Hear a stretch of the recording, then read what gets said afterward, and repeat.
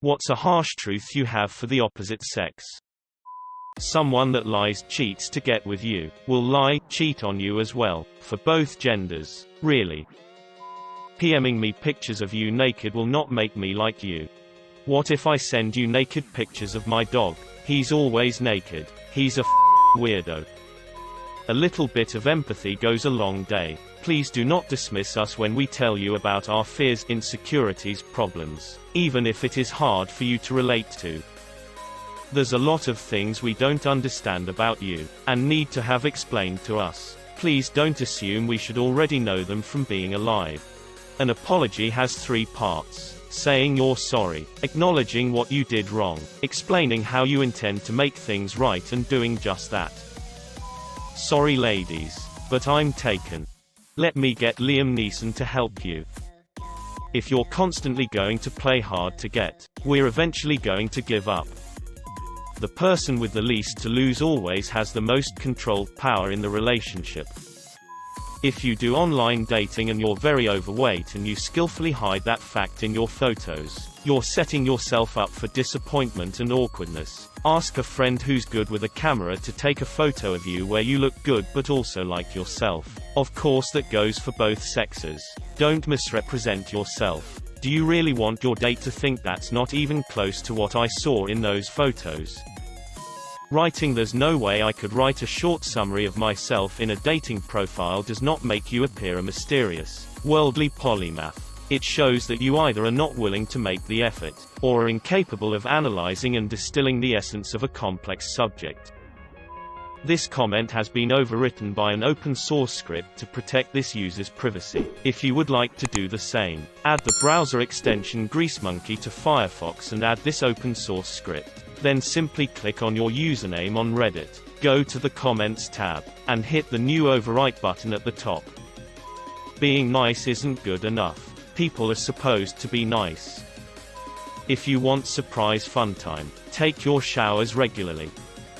A lot of guys have lower physical standards for a casual hookup than they do for a relationship. There are women I know who would alter their dating behaviors drastically if they understood this. Lots of people are asking how they would alter their behavior. They wouldn't hook up with guys in hopes of getting into a relationship with them. It's easier to get attention from guys if you not so subtly put sex on the table. But the fallacy is that this attention necessarily indicates possible interest in a relationship. I'm not saying that putting out too early turns guys off. Just that statistically, more guys will want to have sex with you than want to date you seriously. So if a one-night stand is going to leave you feeling burned, you should wait a few dates.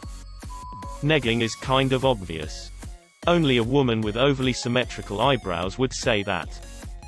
Ladies, 99% guys aren't like the guys in the movies.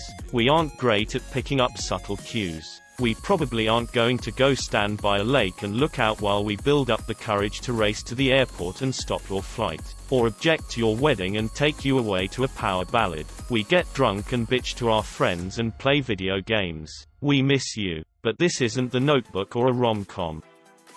Girls, using Marilyn Monroe quotes is the worst idea on a dating profile, ever. I can't fix your insecurities. Only you can do that. Would work for either sex, to be honest.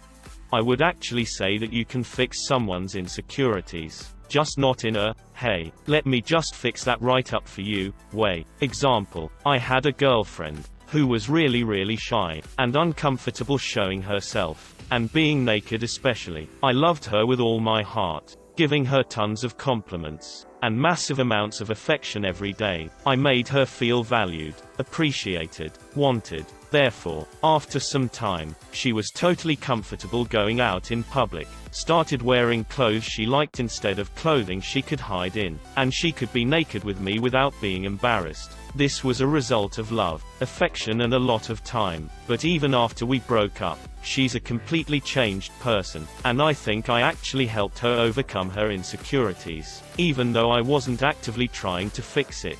but I agree with your sentiment.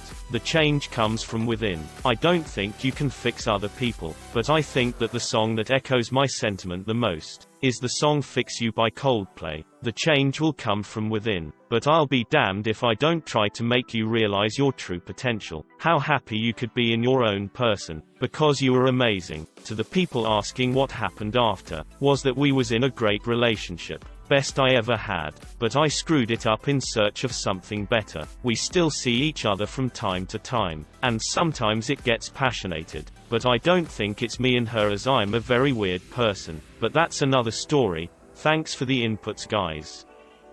When you say, Jack makes me an angry drunk, tequila makes me a crazy drunk, and vodka makes me a slutty drunk, you're actually just a drunk who uses alcohol to explain your shitty behavior. ... Can be for either sex. Ladies, trying to act cutesy and flirty isn't going to get me to give you a discount on your items. It wouldn't work even if I wasn't gay. Just cause you make him hard doesn't mean you're all that special. A guy can get hard from, as I've heard someone on this site say, a stiff breeze and eye contact. I shouldn't be able to smell you before I see you, whether this is perfume, Axe whatever the fuck, or straight up stank. Tone it down or take a grand bath, especially if you work in an office. I believe Axe is the greatest invention for women. We can smell douchebags coming a mile away. If you're a good-looking man, woman, people will always treat you better and life probably seems easy. Masturbation is not cheating. Fantasies, dreams are not cheating. And for God's sakes, just because you had a dream where I f***ed your mom in the ass doesn't mean that I actually did it or would even want to. The only acceptable time to talk to us about not being able to find someone just like us is if you've already asked us and we've said no, or we're gay. Your ex doesn't want to get back together. Way to aim for the jugular, you bitch. Girls, your boobs are alright, so stop obsessing over how small they are. Confidence in what you got is more appealing than overall breast size. Having breasts in general is more appealing than breast size. That no one of us is a spokesperson for the entire gender. Not all guys are the same, you just keep chasing the same guys.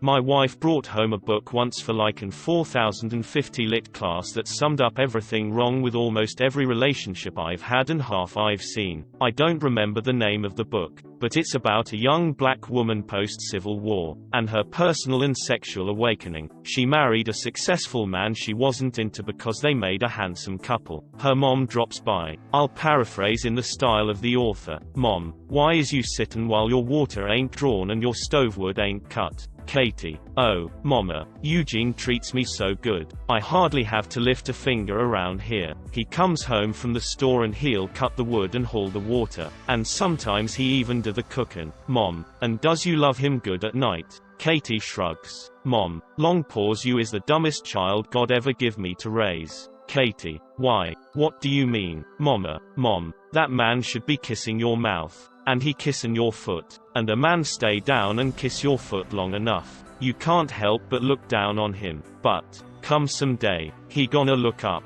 and see you looking down on him, and you ain't never gonna have another happy day. Their eyes were watching Godzilla Neil Hurston. If you are not a hot girl, you can't just bail on your life and set up shop in someone else's. I'm not always going to know when to make the next move. Why can't you do it if you know, since I don't? Moreover, I'm extremely patient. I can wait for you to be ready, but when you say you're ready, please be ready. I seriously want to go mini-golfing with you. Don't toy with me like that. Do not wait until I am in bed and ready for sleep before starting an emotionally intense conversation. It will not go well. Yes, I intentionally left the genders out. This applies to both. Neither side has a monopoly on this. I suppose it should be a harsh truth for your partner. But it's a harsh truth because it's such a bad thing to do. The person trying to sleep will usually say something nasty and mean because they're not really awake, and because they're being trapped and pounced on when they're the most vulnerable. Seriously, people, don't do this. It's destructive to your relationship and to you. Take a compliment without a retort. Apologize with sincerity and without caveats. And I'm sorry but is not an apology. "I'm sorry you" is likewise not an apology. Using that blames the other person. Girls, as much as you adore your boyfriend, husband, you both need to have a social life apart from each other. Don't give up your friends for your relationship, and don't force him to bail on his buddies because you don't want to be lonely.